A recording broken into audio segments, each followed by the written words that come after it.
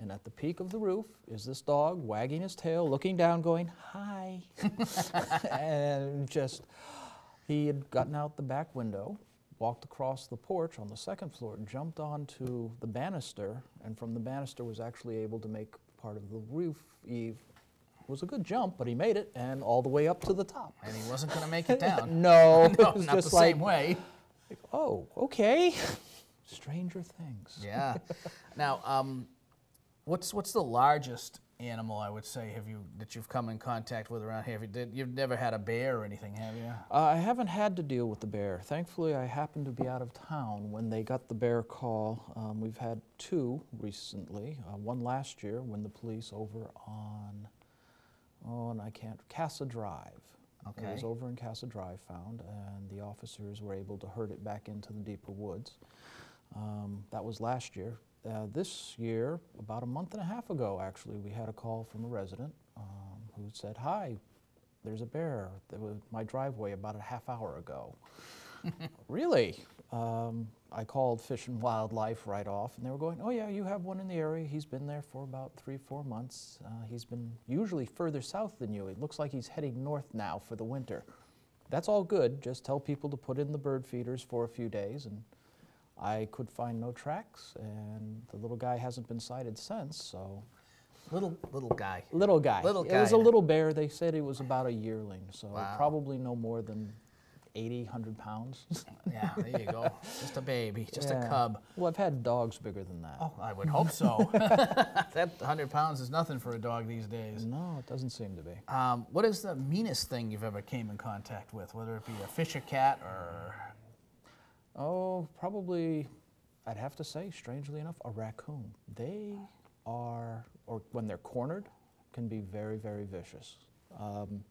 I've been very lucky. The fisher cats have always kept a distance. Everything else, snapping turtles, I don't really consider them vicious per se. They're not going to bother you. Right. And the times you had to move them out of the yard or they're going into somebody's foundation area to try and leave the eggs, it's no, move them to the edge and they'll just go on their way. It's not a problem. No, But, just got to come up from behind. right. Yeah, you don't want to go on the front end of No, this. you don't. No. Or grab them from the side. Yep. They can reach around, actually. Yeah, yeah, you got to get them from the back and Yep. pick them up that way. But no, I can't say that anything really vicious. I've been very lucky. It's raccoon would probably be, or perhaps a wildcat. Now, my wife and I have a good chuckle pretty much every time the police log comes out because we seem to have an overabundance of sick raccoons in town. Now, is that just a general term that we're using, or is it a hungry raccoon, or is it a lost raccoon, or are they all sick? Well, normally, probably 1 out of every 8 to 10 calls, the animal might be sick. This year, surprisingly enough, there's been a slight increase. I've been given about 1 in 5. Most of them, they are just hungry raccoons. They're out looking around for a little extra food, or somebody's got a bird feeder out, and hey, that's free food. That's going to attract everything that they need and want. But normally, sick raccoon, it's more of a euthanism. Most of the time, 90% of the time, they're perfectly fine. If they're walking fine, they haven't hit the bar. If they're not staggering, not falling over, Right. they'll be fine. Oh, good. Now, do you find the general wildlife population increasing, decreasing, staying the same, say, over the last 5 years or so? Oh, I'd say it's been increasing, actually. I've had many more calls on wildlife in the past 4 or 5 years. There's been a steady increase on that, and the deer population is as well. The herds have seemed to have gotten a little bigger. Surprisingly enough, I live close to the center of town,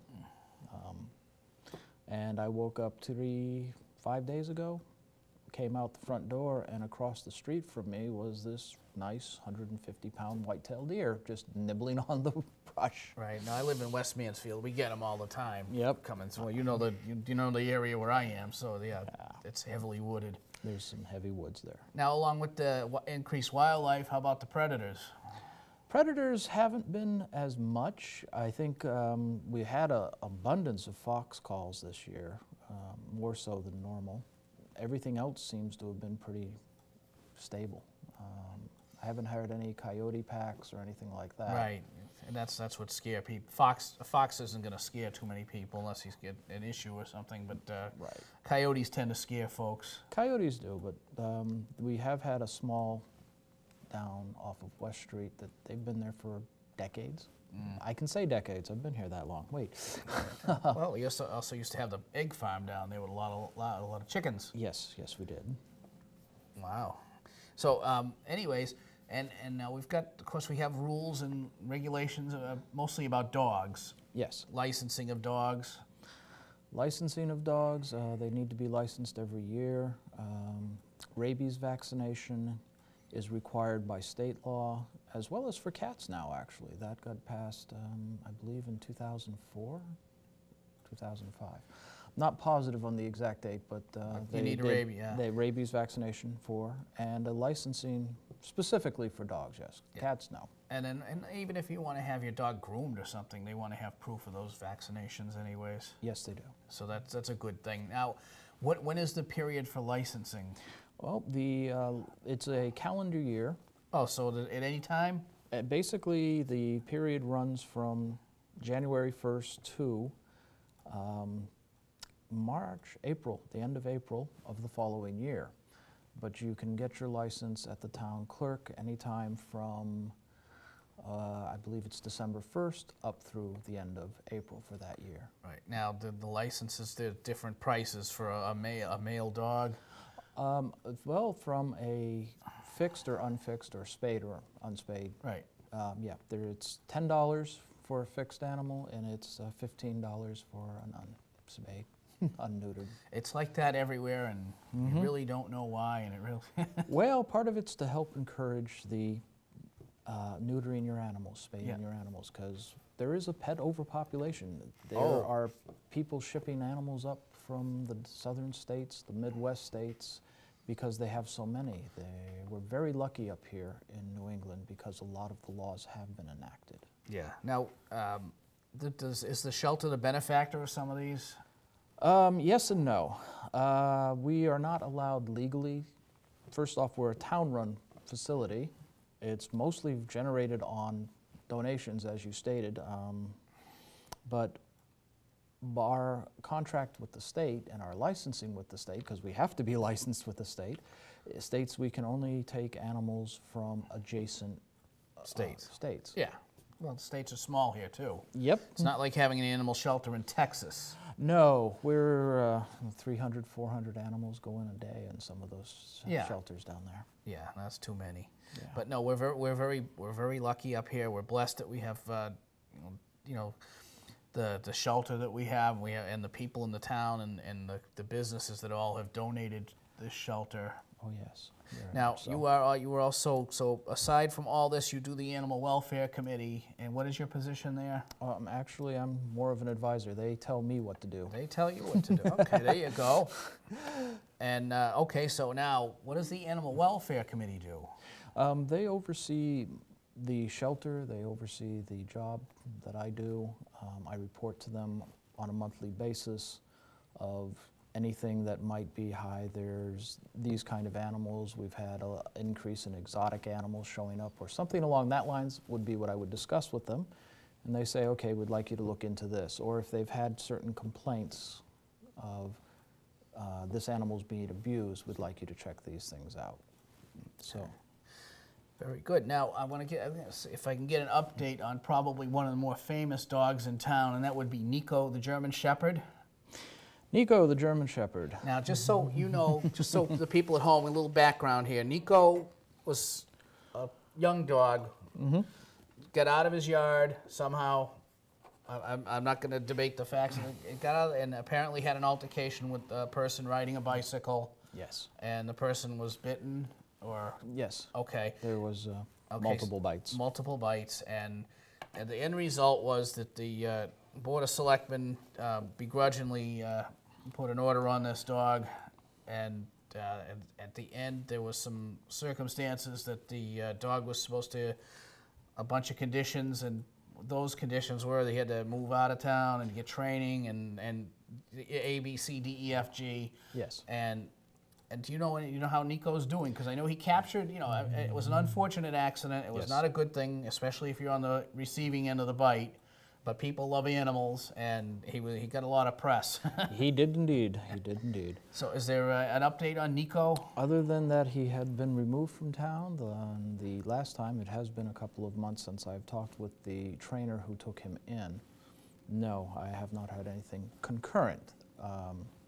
Last I had heard, no, afraid not. He has not written to But, you, okay. he had gone through some of the training courses, seemed to be responding very well, and the gentleman was looking for an appropriate place to place him. Okay. Now, let's talk about, while we're with dogs here, we'll stick with that, because cats are like a whole... it's almost like a different animal. Can be. Yeah. No, leash law. Yes. Okay, basically, in a nutshell, what is the leash law in this town? Okay, the leash law, the way it reads in the town bylaws, is any dog off the property of its owner must be on a 6-foot lead, or under the voice control of a competent person. Okay, I've seen this now, because I take my dogs down the dog path, the bike path, and I see dogs off leashes there. And I will say that the dogs that I've seen that are off the leash, when their owner calls them, they come, and regardless. Yes.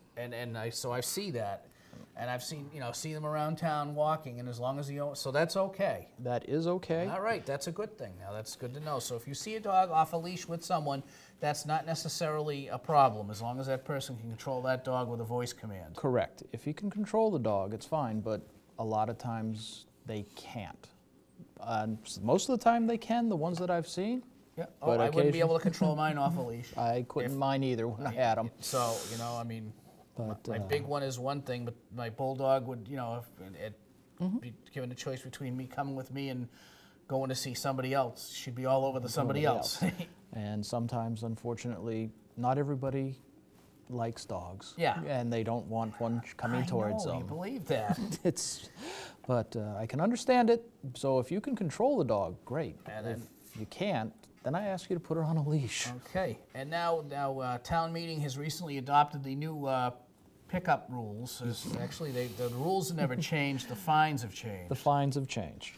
And that is, you need the little baggie if you got Rover with you. I believe I have one. Of course you do. I know I have plenty. I don't go anywhere without them, but they're in my coat over there. Yep. And look at that. Yep, we always carry a couple. And just, may I? Oh, just so please. you can tell, okay? We're going to give you a quick thing here, because actually, these are the bags, and the town actually has dispensers Yes, we located do. on either side of the bike trail on East Street and then down on Fruit Street. Yes, they do. And And they are specifically for. And now, are they located anywhere else? Not that I know of. Okay, and then the town keeps up with these and fills the dispensers, so there's no excuse. Well, not while you're walking the area. We would hate for somebody to go there and just take them all to take them home. Please. May want to put one at Fulton's Pond. That would be a good idea, actually. Because a lot of dogs go there and they enjoy it there. It is.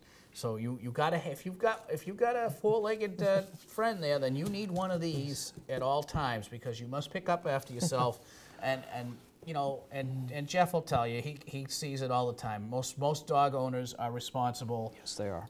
Almost all of them, and they all take care of their dogs, and sometimes they go in the woods and stuff, and it's impossible, but it's that's going to happen. But in general, sidewalks, anywhere where people go. And, there are a few that out there that, Jeff had actually stopped me walking one day because he was looking for someone that was, a habitual offender. Yes. From the reports I was getting, habitual would be a good word. Yeah, and then and it just makes it bad for all the good dog owners out there. It's true. Most of the time, walking by, driving by, I do kind of keep an eye on people that are walking dogs. Even as I go down the street, I'll watch the rearview mirror. And I really have only a couple of times had to pull around and say, oh, by the way, are you going to pick that up? Oh, didn't see it. You have a bag? Thank you. In your 20-plus years of service, have you ever gotten hurt by an animal? Or tripping, as a result of a call, like getting stuck in barbed wire? Or Oh, yeah. We've had bites, not many, thankfully. I'm fairly cautious and quick, but 4 bites by dogs. I can't count the cat scratches. Thorns, rescuing some wildlife that's gotten caught in soccer nets, things along that line, Yeah. as you're trying to get to them and from them. For people who don't know, you think dogs are bad. Dogs are easy compared to cats. There's nothing worse than a cat that doesn't want to cooperate.